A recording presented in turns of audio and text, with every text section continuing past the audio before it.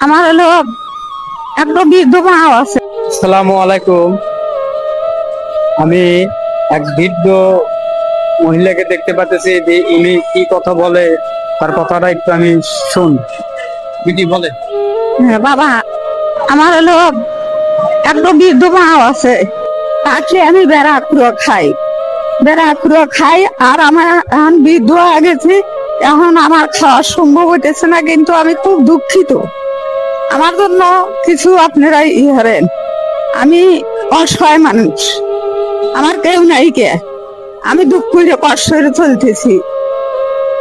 এত দুঃখ কেউ হইতে পারে না, আমি তাও হইরে খেতেছি। তো ভাই দেখেন, এর দুঃখ কেউ দেখতেছে না।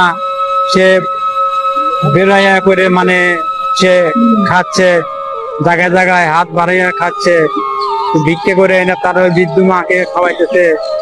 তো ভাই দেখেন উনার যে কষ্ট, এই কষ্টটা আমরা সহ্য করতে পারি না। বাবা, আমি খুব কষ্টে আছি, আমি আর কষ্ট সহ্য করে পারতেছি না। আমার জীবনটা একবারে শেষ হয়ে গেল বাবা, আমি জীবন শেষ করে দিছি।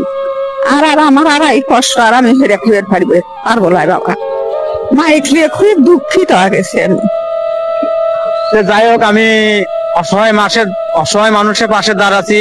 আপনারা আমার জন্য দোয়া করবেন, আমি যেন অসহায় মানুষের পাশে থাকতে পারি। আমিও একজন গরিবের ঘরের ছেলে, আমি একজন ভ্যান চালা খাই।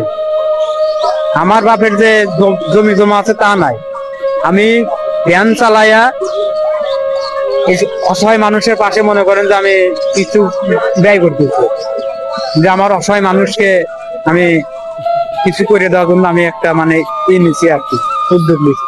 তো যাই হোক, আমার ব্যক্তিগত ভাবে আমি আপনাকে সহযোগিতা করতেছি। আল্লাহ জানি বাবা, তোমার জানি, আল্লাহ জানি, কাকে জানি, আল্লাহ জানি শান্তি, আল্লাহ জানি শান্তি। আপনারা আমার জন্য দোয়া করবেন, আমি জানি আপনাদের পাশে থাকতে পারি। আল্লাহ জানি, তোমার জানি, আমার কাছে রাখ, তোমার কাছে।